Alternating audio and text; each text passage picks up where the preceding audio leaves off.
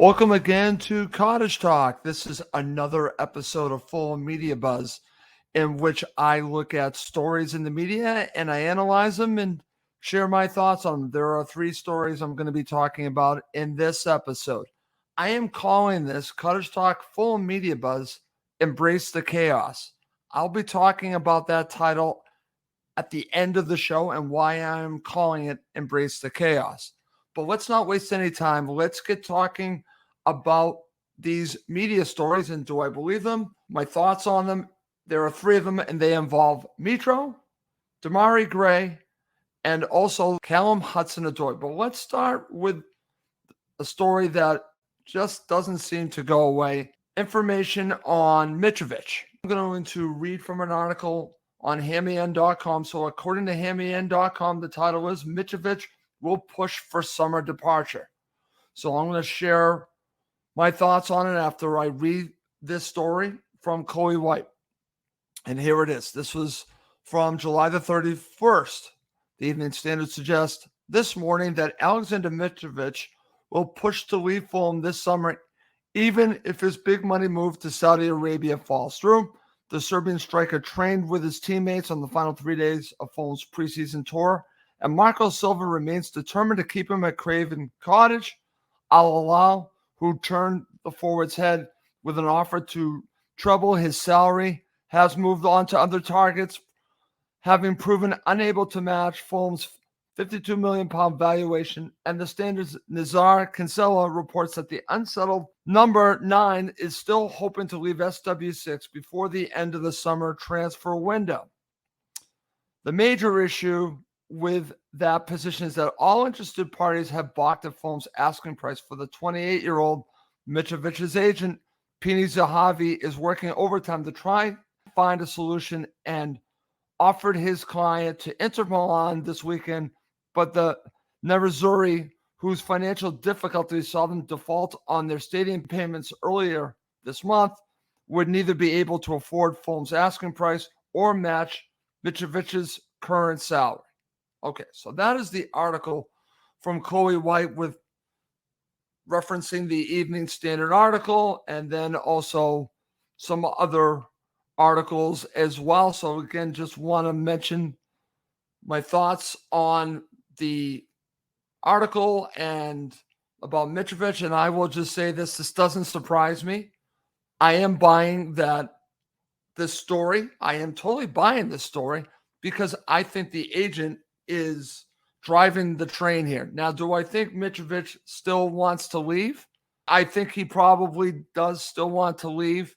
I think he's also trying to find another alternative, Zahavi, to try to see if he can get a move for Alexander Mitrovic. Listen, it's in Zahavi's best interest financially to get Mitrovic moved. Now, that's where this really bothers me because I'm not saying that Mitro doesn't want to leave. He probably does. But I think a lot of what's going on is being driven by the agent. Agent will get a nice payment if he is able to make a move for Mitro. So just want to throw that out there. Do I buy that Mitro still wants to leave? I'm buying the story. But as I've said several times on Cottage Talk, Tony Khan, Shahid Khan, Marco Silva, Alistair McIntosh, stay strong. Do not sell Alexander Mitrovic.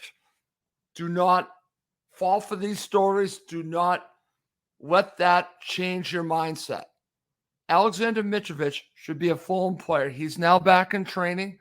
He might not be happy. If he's a professional, he will play. That's the way I'm looking at it. Under contract, I've not changed my mind on this at all.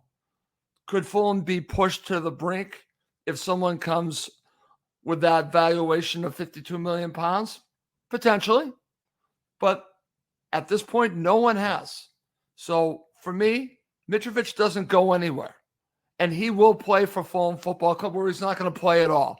And he's a competitor. He'll want to play. He absolutely will want to play. So I have not changed my stance on this. I would not sell Alexander Mitrovic this summer. Not at all. The club might have a difference of opinion if they've met a certain valuation, but I'm still not selling Mitro. That's just me because I want to push on. I want Fulham to kick on. I don't want them to be replacing. I want them to be building. So if you get rid of Mitro, you're replacing. I don't want Fulham to be in that business this season. I don't. I want them to be in the building game. Okay, so that is story number one. Let's go to story number two that keeps on going.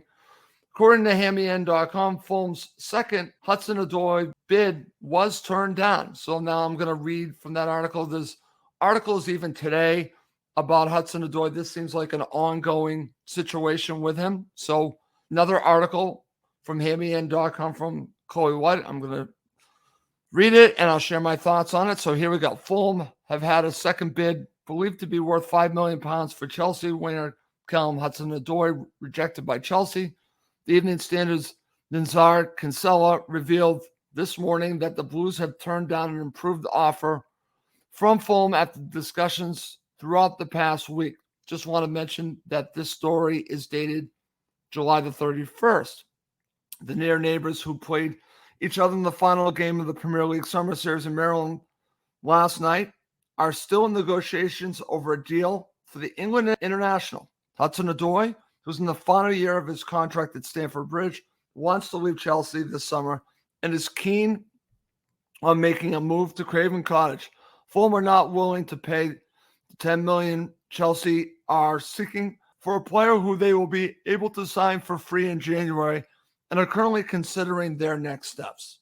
Okay, so that is an article from Chloe White referencing the article from Nizar Kinsella in the Evening Standard.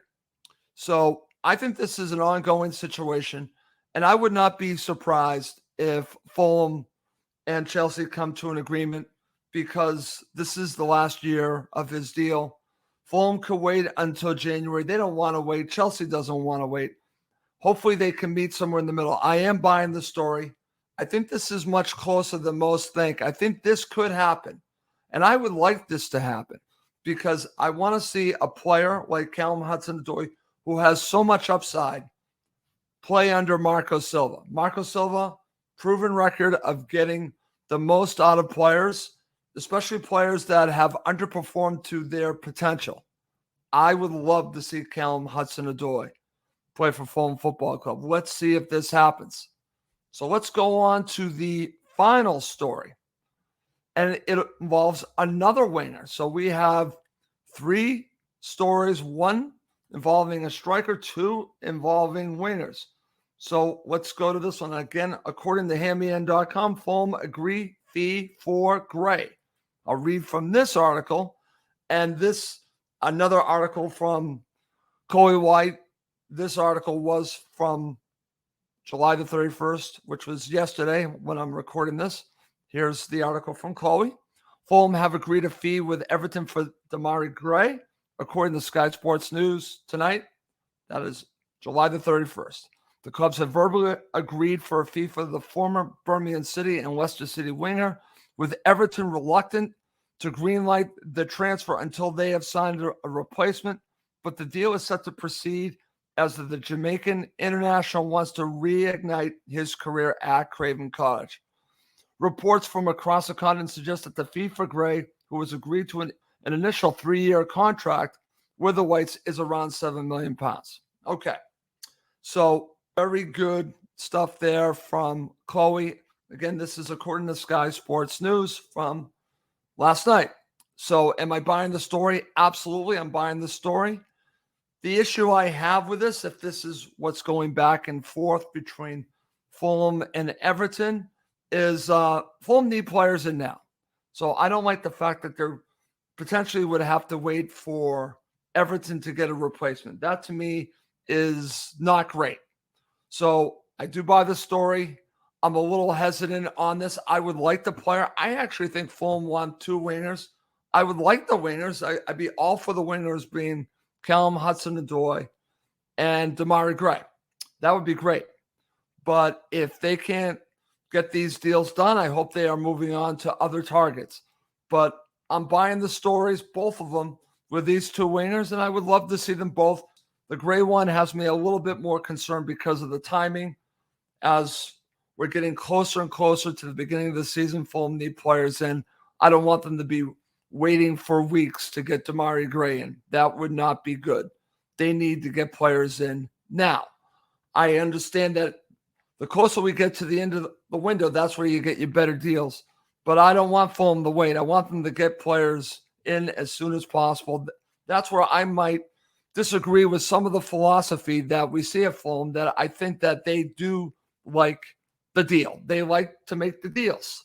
And that, to me, sometimes just go get the player. Don't haggle over the transfer fee. If you want the player, go get him. Go a little bit more. Extend yourself a little bit. Just get it done. If this Gray situation is about Everton, I don't know if I wait forever for this. I would be looking at other targets. So that's my thoughts on that. And those are the three stories that I wanted to cover in this episode of Cottage Talk Fulham Media Buzz. Coming up next to end this episode, I'm going to share why I am calling this episode Embrace the Chaos. Okay, to end this episode, the reason why I'm calling this episode Embrace the Chaos, it starts obviously with the situation with Mitro. There's all kinds of chaos going on there. We have all of this back and forth with all this speculation. And if you follow supporters of other clubs, social media, Fulham look like they are in a complete chaotic state. And I'm here to tell you that makes fans, the media, feel that Fulham are going to have a tough beginning to the season and possibly a tough season altogether. So I was on the Green Pole podcast, wonderful podcast, hosted by Dan Crawford, also with his co-host Oscar and Max Cohen, that you know from both podcasts, and myself. And we were talking during the show, near the end of it, thoughts on what has been going on. The other guys gave their thoughts, and then it was my turn.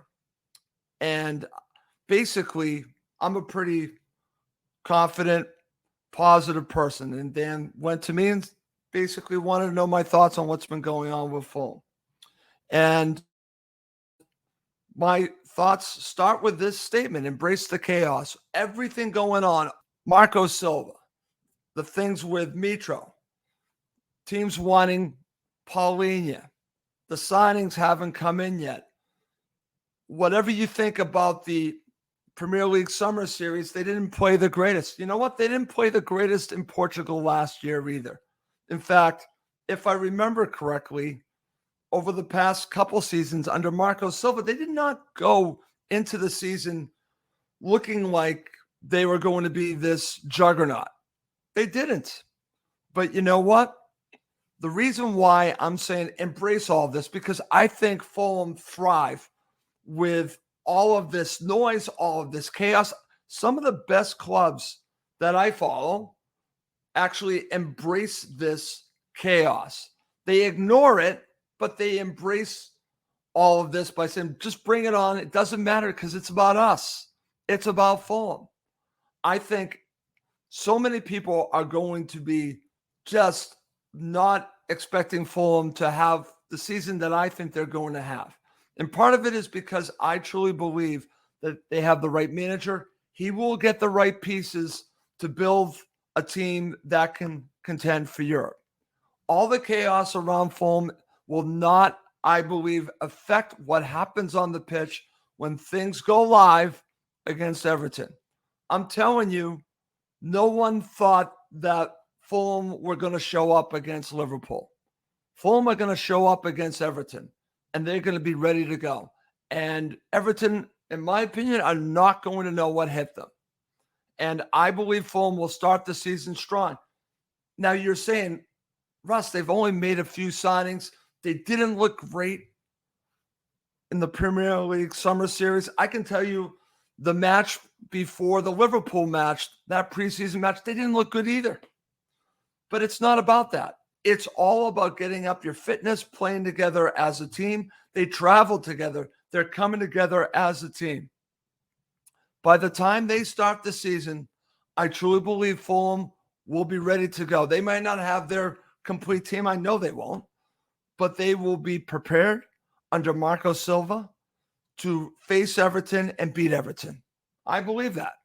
I believe that the mindset is already there for Marco Silva to instill in these players, to get the most out of these players. That's the difference, I believe, from a Marco Silva team than from other teams I've seen with Fulham. The mindset. These players are going to be ready to go. Was Fulham ready to go under Scott Parker? No. Under Savisa? Yes, at times, but not in the Premier League. Marco Silva's track record the last 2 seasons has been very good to start the season. Fulham will be ready to go. And I'm going to say it right now. I truly believe that they are going to build a team that will contend for Europe. I say bring on the chaos. Bring on everyone picking against them, please. Everyone pick them to be relegated. I'm fine with that because they're going to hear it and they're going to use it as fuel. And I think they used it as fuel last season. They're going to use it again. That's also why I'm saying embrace the chaos, embrace the negativity. I'm talking about for Fulham Football Club because I think this club under Silva thrive on it. They use it. Fulham, here's my prediction right now, will end the season 7th. I said it on the Green Pole podcast. I'm saying it now. I truly believe that. I'm a positive person, but I have 2 seasons to back me up on that under Marco Silva, that this team will be ready to go. They will not start the season slow. I truly believe that. I could be dead wrong on this because if you just look at it on the face of it, 99 out of 100 people will tell me that I'm wrong. I think I'm going to be right here. I'm going to be that one person. We'll see. We'll see if I'm going to be right. Well, that's going to end this episode of Cottage Talk. As always, please do subscribe on YouTube and Apple Podcasts.